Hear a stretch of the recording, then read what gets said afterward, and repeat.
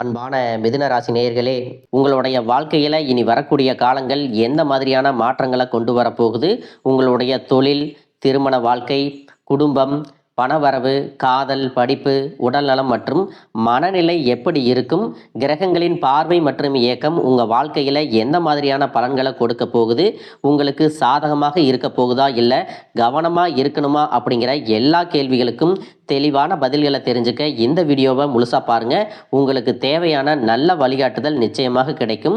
இதுவரைக்கும் உங்க வாழ்க்கையில நடந்த சில பண தடைகளுக்கும் ஆரோக்கியம் இல்லாம போனதுக்கும் என்ன காரணமா இருக்கு அப்படின்னா, உங்களுக்கு வரக்கூடிய பிரச்சனைகள் கண் திருஷ்டி மூலமா தான் வருது.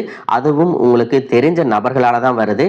இந்த கண் திருஷ்டிகள் எல்லாம் நீங்கணும் அப்படின்னா செவ்வாய் மற்றும் ஞாயிற்றுக்கிழமைகள்ல மிளகு தீபம் ஏற்றி வழிபட்டீங்கன்னா கொடிய கண் திருஷ்டிகள் கூட உங்களுக்கு விலகி போகும்.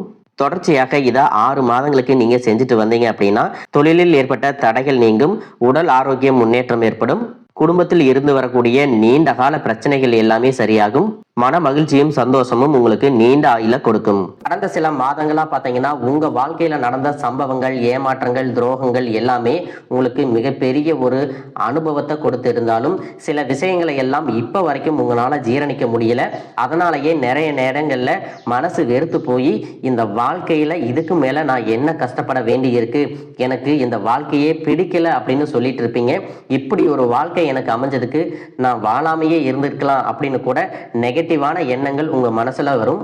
இதுக்கெல்லாம் என்ன காரணம் அப்படின்னு பார்த்தீங்கன்னா, நீங்க நினைக்கிறது ஒன்றும் நடக்கிறது ஒன்றுமாக இருந்திருக்கும். நீங்க செய்யக்கூடிய ஒவ்வொரு நல்ல விஷயத்தை கெடுக்கிறதுக்கும், உங்க முன்னேற்றத்தை தடுக்கிறதுக்கும், உங்களை அவமானப்படுத்துறதுக்கும் இங்க நிறைய நபர்கள் எல்லாம் முயற்சி பண்ணிட்டு இருக்காங்க.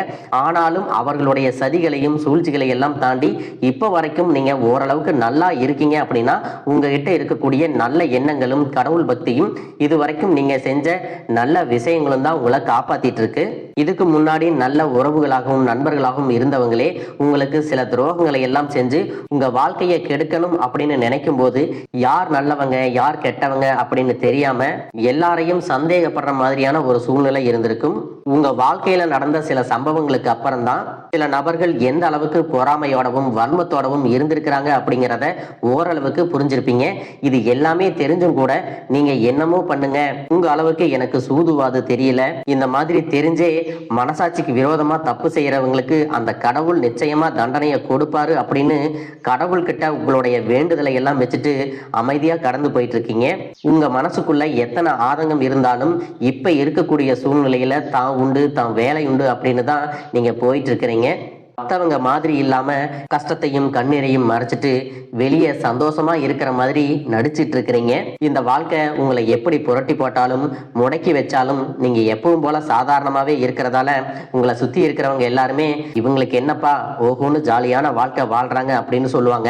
ஆனா மனசுல நிம்மதி இல்லாம, வயிறார சாப்பிட முடியாம, நிம்மதியா தூங்க முடியாம எவ்வளவு கஷ்டப்படுறீங்க அப்படிங்கிறது உங்களுக்கு மட்டும்தான் தெரியும்.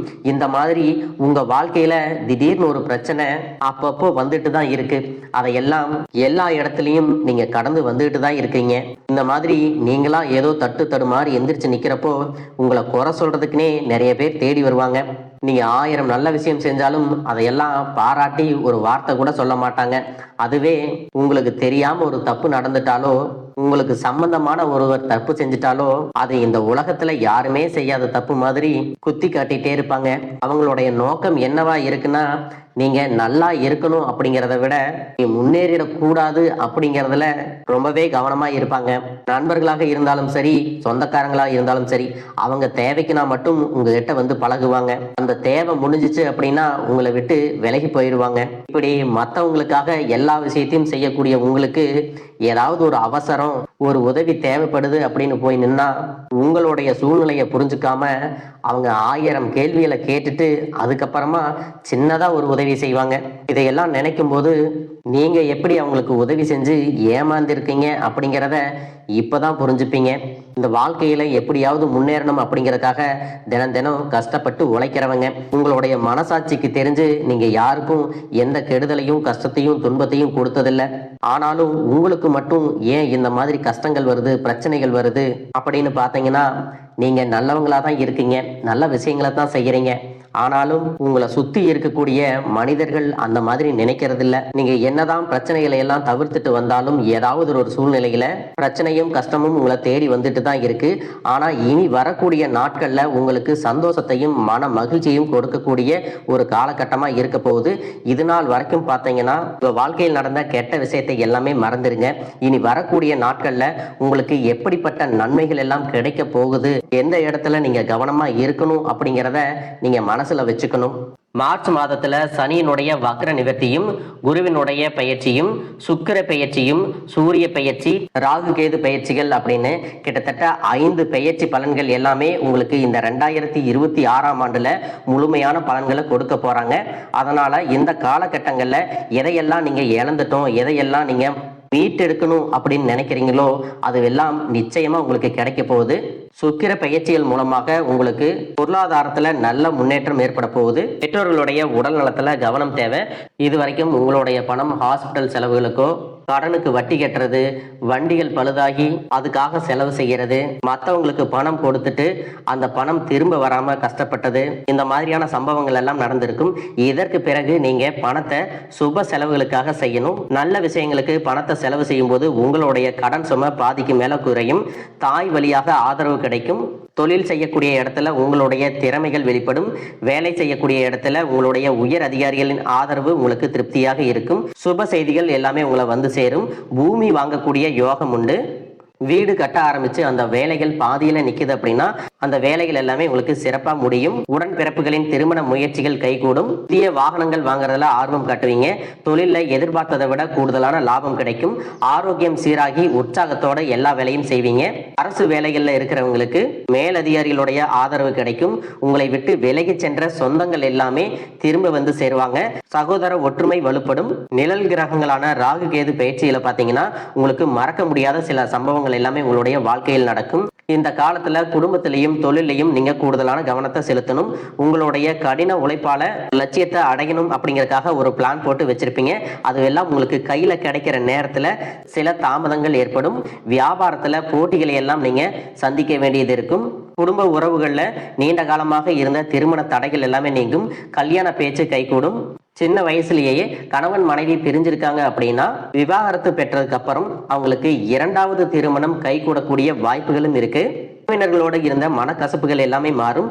ஆரோக்கிய தொல்லை உங்களுக்கு அதிகரிக்கும். அரசு வழியில சில சிக்கல்கள் உருவாகும். தன்னம்பிக்கையும் தெய்வ நம்பிக்கையும் அதிகமாக தேவைப்படும்.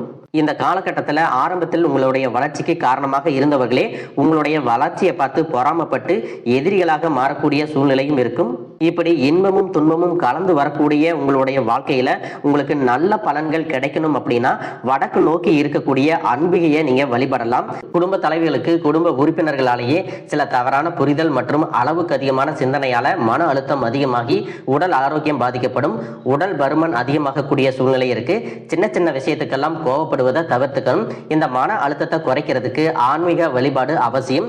தியானம் செய்யறது, யோகா பண்றது, தன்னுடைய உடல் நலம் எவ்வளவு அவசியம் அப்படிங்கிறத சுயமா புரிஞ்சுக்கிறதன் மூலமாக இந்த பிரச்சனைகளை எல்லாம் தவிர்க்கலாம். நீங்க கணவனாக இருந்தாலும் சரி, மனைவியாக இருந்தாலும் சரி, உங்களுடைய வாழ்க்கை துணை மேல அதிகமா அன்பு காட்டுங்க.